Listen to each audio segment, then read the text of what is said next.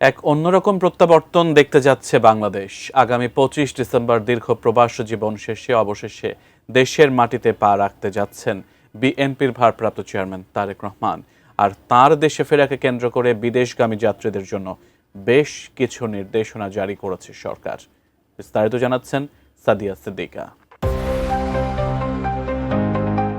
দীর্ঘ 17 বছরের নির্বাসন শেষে আগামী 25 ডিসেম্বর এক ঐতিহাসিক মুহূর্তে নিজ দেশে পা রাখছেন বিএনপির ভারপ্রাপ্ত চেয়ারম্যান তারেক রহমান। তার এই প্রত্যাবর্তনকে ঘিরে রাজধানী ঢাকা, বিশেষ করে হযরত শাহজালাল আন্তর্জাতিক বিমানবন্দর এলাকা সুরক্ষার চাদরে ঢেকে রাখা হয়েছে। মঙ্গলবার বিমানবন্দর কর্তৃপক্ষের এক জরুরি বিজ্ঞপ্তিতে জানানো হয়েছে, নিরাপত্তা ও অপারেশনাল শৃঙ্খলা বজায় রাখতে 24 ডিসেম্বর সন্ধ্যা 6টা থেকে 25 ডিসেম্বর সন্ধ্যা 6টা পর্যন্ত নির্ধারিত যাত্রী ছাড়া অন্য কোনো দর্শনার্থী বা সহযাত্রী বিমানবন্দর এলাকায় প্রবেশ করতে পারবেন না। তারেক রহমানের আগমনের এই মাহেন্দ্রক্ষণকে ঘিরে ইতোমধ্যেই পুরো ঢাকা শহর এখন উৎসব ও উৎকণ্ঠার মিশেলে এক ভিন্ন রূপ ধারণ করেছে। জানা গেছে, আগামী বুধবার বেলা 11:55 বিমান বাংলাদেশ এয়ারলাইন্সের একটি ফ্লাইটে তার ঢাকায় অবতরণ করার কথা রয়েছে। নতুন বাংলাদেশ গড়তে এলো জুলফিকার স্টিল। জুলফিকার স্টিল, ইস্পাত দৃঢ় অঙ্গীকার। এদিকে তাকে এক নজর দেখতে এবং সংবর্ধনা দিতে দেশের প্রতিটি প্রান্ত থেকে প্রায় 50 থেকে 70 লাখ নেতাকর্মীর সমাগম ঘটবে বলে ধারণা করা হচ্ছে।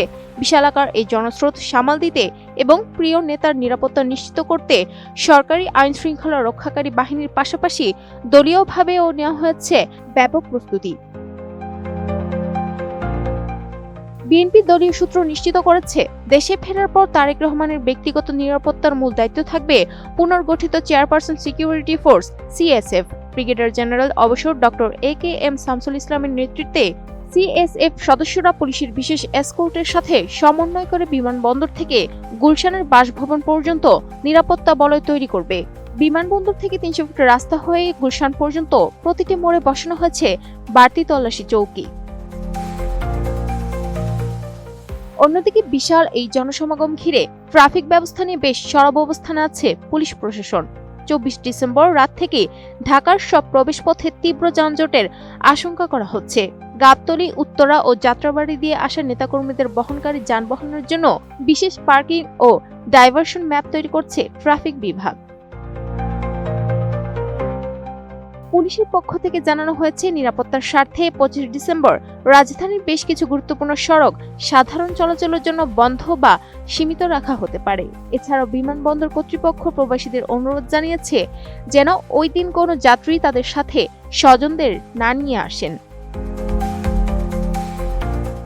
সাদিয়া সিদ্দিকা, এটিএন নিউজ।